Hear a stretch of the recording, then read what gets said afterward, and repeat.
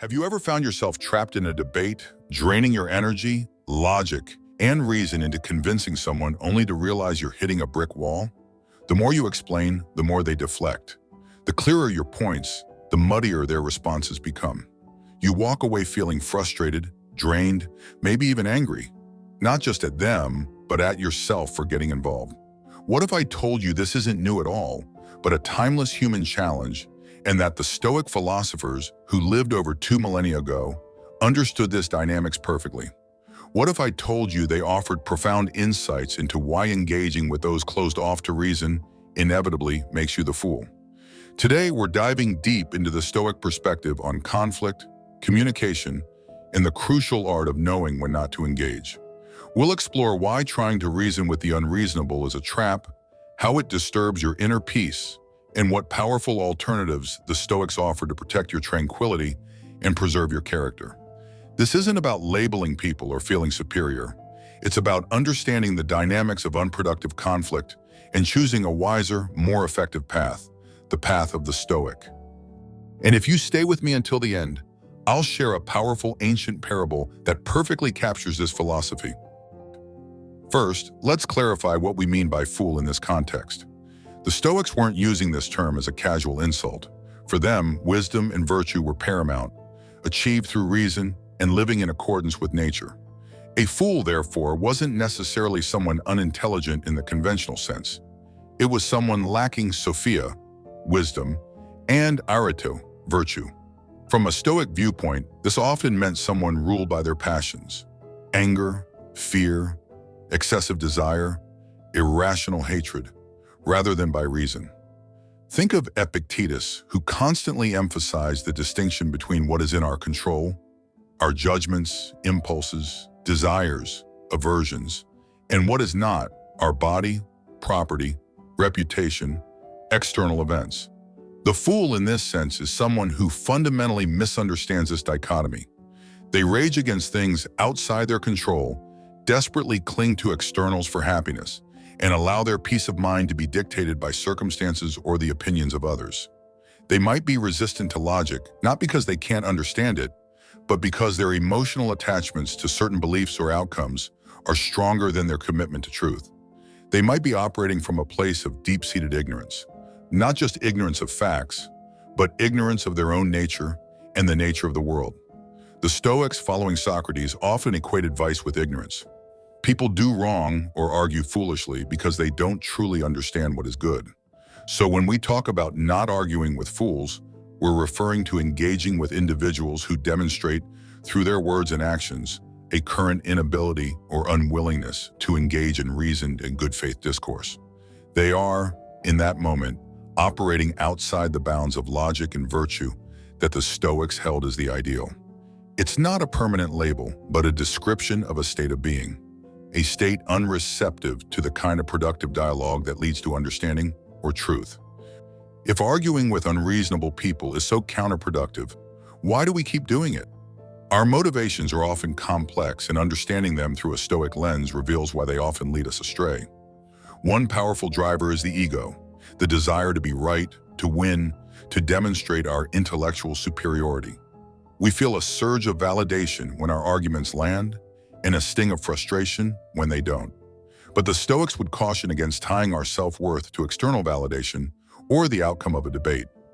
Marcus Aurelius reminded himself constantly, "The pride which is proud of want of pride is the most intolerable of all." Seeking victory in an argument for ego's sake is chasing an external, something outside our direct control, and ultimately a hollow pursuit. Sometimes our motivation feels more altruistic. We genuinely want to help the other person see reason, to correct their flawed thinking, perhaps even to save them from the consequences of their ignorance. While the intention might seem noble, the Stoics would again point to the dichotomy of control. You can present information clearly and reasonably, but you cannot force another person to understand, accept, or change their mind.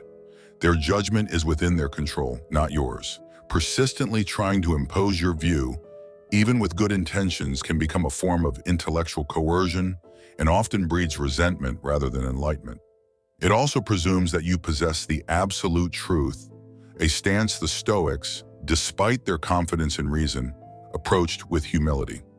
Frustration itself can be a motivator. We hear something illogical, unjust, or simply nonsensical, and an emotional reaction flares up. We feel compelled to correct it, to push back against the absurdity. This is often an impulsive reaction, driven by passion rather than reason. Seneca, in his essay on anger, described anger as a brief madness. Reacting out of anger or frustration rarely leads to productive dialogue. Instead, it clouds our own judgment and often escalates the conflict. The Stoic goal is not to suppress emotion entirely, but to respond to situations with reason and equanimity, not reactive passion. Finally, we might argue simply because we believe logic should prevail. We lay out our points systematically, provide evidence, and expect the other person to follow the rational chain. When they don't, it feels like a violation of fundamental principles. But this expectation, as the Stoics understood, is often unrealistic. It fails to account for the other person's potential lack of reason, their emotional state, or their underlying motivations, which may have nothing to do with logic. Expecting rationality from someone currently demonstrating irrationality is in itself a setup for disappointment. Examining these motivations reveals they are often rooted in externals: winning, changing others' minds, reacting to provocation, or flawed expectations. The Stoic path encourages us to turn inward, examining our own judgments and motivations before engaging. The Stoic philosophers built a powerful case against engaging in futile arguments, focusing not just on the lack of results, but on the harm it does to the individual who chooses to engage. A fundamental reason is that the argument itself involves things outside your control. This is the bedrock principle. Epictetus stated it plainly: some things are in our control and others not. The things in our control are by nature free, unrestrained, unhindered, but those not in our control are weak, slavish, restrained, belonging to others. Another person's opinions, their understanding, their willingness to listen, their emotional state, these are fundamentally outside your sphere of control. Pouring your energy into changing them is like trying to command the wind. It's wasted effort, a misallocation of your most precious resources: time, attention, and mental energy. The wise person focuses their efforts where they can have an impact on their own thoughts, judgments, and actions. Furthermore, engaging in such arguments inevitably destroys your inner peace, the state the Stoics called ataraxia. They prize this state of serene calmness, free from disturbance. Arguing with someone unreasonable is almost guaranteed to disrupt it. You feel frustration as your points are ignored, anger as they resort to fallacies or personal attacks, anxiety about the conflict, and lingering resentment afterwards. These are the very passions the Stoics sought to master and minimize. By choosing to engage, you are willingly sacrificing your tranquility for a battle you likely cannot win and which offers no virtuous reward. Marcus Aurelius wrote in his Meditations, "You have power over your mind, not outside events. Realize this, and you will find strength." Engaging in pointless arguments is willingly surrendering that power. Perhaps the most crucial point is that engaging degrades your own character. This happens in several ways. It's easy to start mirroring the other person's negative behavior. In the heat of the moment, you might find yourself raising your voice, using sarcasm, resorting to personal attacks, or becoming overly emotional. You risk becoming the very thing you are arguing against. Marcus Aurelius offered a powerful antidote. The best revenge is to be unlike him who performed the injury. Maintaining your composure, reason, and virtue in the face of provocation is the true victory. Engaging also wastes your potential. Every minute spent in a fruitless argument is a minute not spent on self-improvement, learning, contemplation, or performing virtuous actions. The Stoics saw time as a precious, non-renewable resource, and squandering it on pointless conflict is a failure to live rationally and purposefully. Finally, there's the risk of emotional contagion. Negative emotions can be catching. Spending prolonged time engaging with someone who is angry, bitter, or irrational can subtly infect your own state of mind long after the argument ends. Protecting your own mental environment is a key Stoic practice. Beyond the personal cost, engaging is also simply ineffective. Logic and evidence are only persuasive to those who value them and are open to changing their minds. If someone is arguing in bad faith, is deeply entrenched in an irrational belief, or is primarily motivated by emotion, your well-reasoned points will have no effect. It's like trying to use a key on a door that has been bricked up. Recognizing the futility of the effort is a mark of wisdom. Why continue an action that demonstrably yields no positive results and actively causes harm to your own state of being? Underlying all this is the Stoic concept of assent. Stoicism teaches that it's not external events like someone saying something foolish that disturb us, but our judgments about those events. We assent to the idea that this foolishness is terrible, that it must be corrected, that it's a personal affront. The fool isn't the primary problem. The primary problem is our judgment that we need to engage and win. By choosing not to argue, we withhold assent from the judgment that this situation requires our agitated participation. We reclaim our power by controlling our internal response. So if arguing is off the table, what does a Stoic do when confronted with unreasonableness or provocation?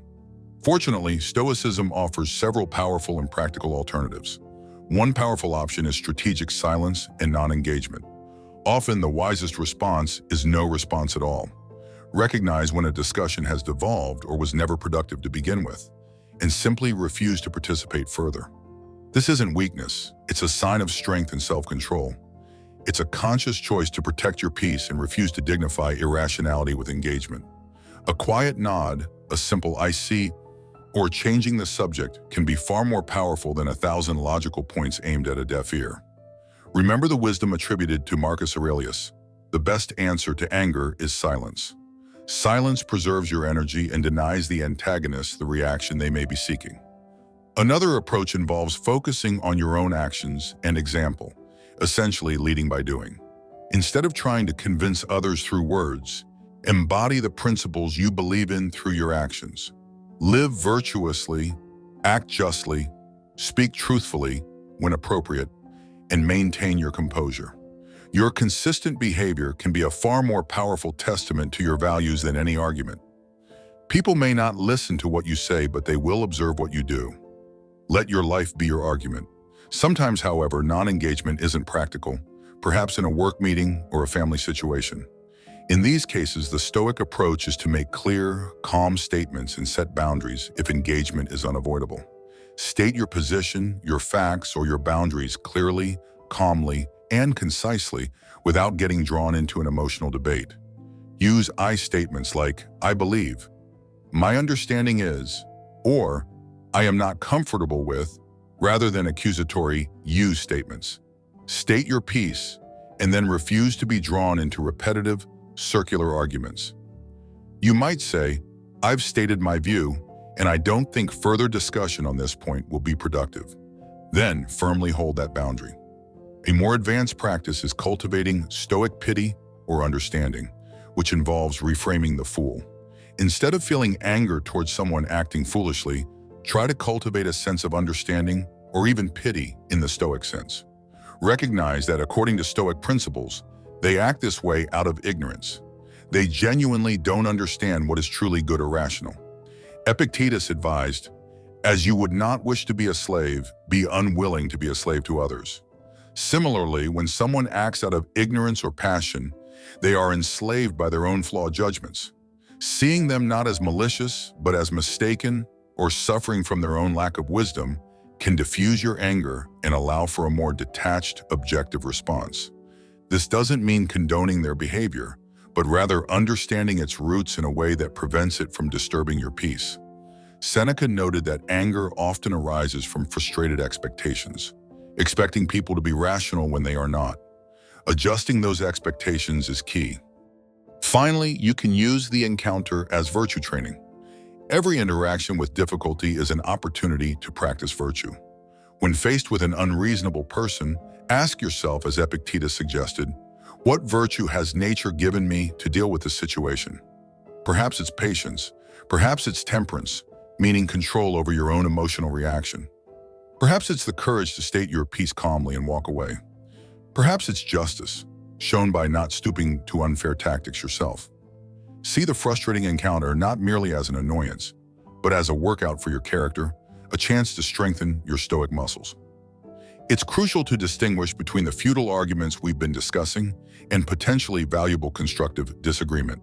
Stoicism doesn't advocate avoiding all debate or discussion. Exchanging different viewpoints can be essential for learning and finding truth. The key lies in discernment. Constructive disagreement typically involves mutual respect. Even if you disagree strongly, there's an underlying respect for the other person as a thinking individual.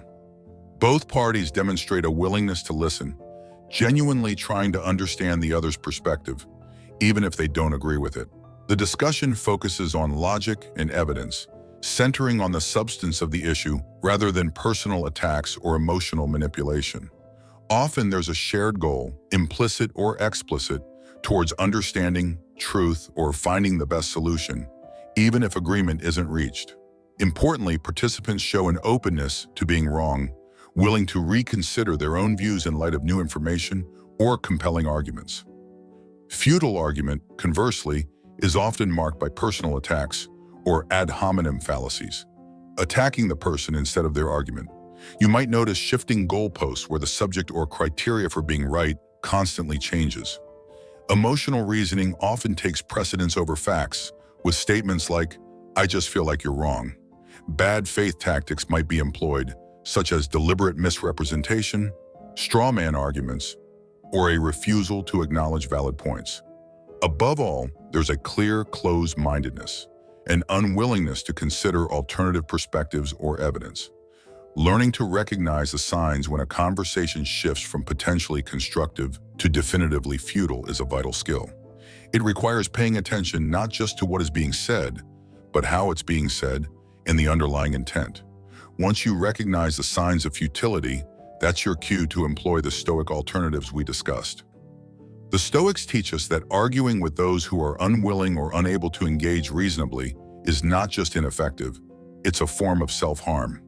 It makes you the fool because you willingly sacrifice your inner peace, compromise your character, waste your precious time and energy, and engage in an activity fundamentally outside your control, all for the sake of a victory that is either unattainable or meaningless. By embracing the Stoic perspective, we reclaim our power. We recognize that true strength lies not in winning every debate, but in maintaining our own reason, virtue, and tranquility regardless of external provocations. We learn to distinguish between fruitful discussion and futile conflict. We choose silence over pointless noise, action over empty words, and inner peace over external validation. Now, before you leave, let me tell you an ancient story that perfectly captures the futility of arguing with the unreasonable. The parable of the tiger and the donkey. Once in a sunny jungle, a donkey and a tiger crossed paths. The donkey, munching on wild grass, looked up and said, "The grass here is blue. Isn't it beautiful?" The tiger shook his head. "No, my friend, the grass is green, as it has always been." The donkey insisted, "No, it's blue. Anyone can see that. You must be blind, tiger." A heated argument erupted, their voices echoing through the trees, disturbing the jungle's peace. Unable to convince each other, they decided to seek the judgment of the wise lion, the king of the jungle. Before the lion's imposing presence, the donkey pleaded his case first. "Your Majesty, isn't it true that the grass is blue?" The lion, after a thoughtful glance at the patiently waiting tiger, replied, "Yes, the grass is blue." The donkey, ecstatic, said, "See, tiger, I told you. Even the king agrees with me." He started dancing around, enjoying his perceived victory and convinced of his own rightness. The donkey rushed forward and continued, "Your Majesty, the tiger disagrees with me, contradicts me, and annoys me. Please punish him." The lion turned to the tiger. "Tiger, for arguing the donkey and wasting my valuable time, you are punished with 2 weeks of silence." The tiger, humbled but confused, waited until the donkey was gone before asking, "Your Majesty, why did you punish me? We both know the grass is green." The lion's eyes softened with wisdom and said gently, "Look, that has nothing to do with the punishment. You are not punished for being wrong about the grass. The grass is green. You are punished because it is a degradation for a brave, intelligent creature like you to waste time arguing with a fool. You lowered yourself by engaging in a battle with someone who cares only for being right, not for what is right. Some battles, my friend, are simply not worth fighting, even when you hold the undeniable truth. True wisdom is knowing when to conserve your energy, when to hold your peace, and when to simply walk away. So the next time you feel yourself being drawn into an argument that feels like hitting your head against a wall, remember the wisdom of the Stoics. Ask yourself, is this within my control? Is this serving my peace? Is this helping me live virtuously? Often the answer will be a clear no, and in that no lies your freedom. Choose non-engagement. Choose to protect your tranquility. Choose to focus on your own path. Choose not to become the fool. Focus on what you can control, your judgments, your actions, your character. That is the Stoic path to a stronger, wiser, and more resilient life.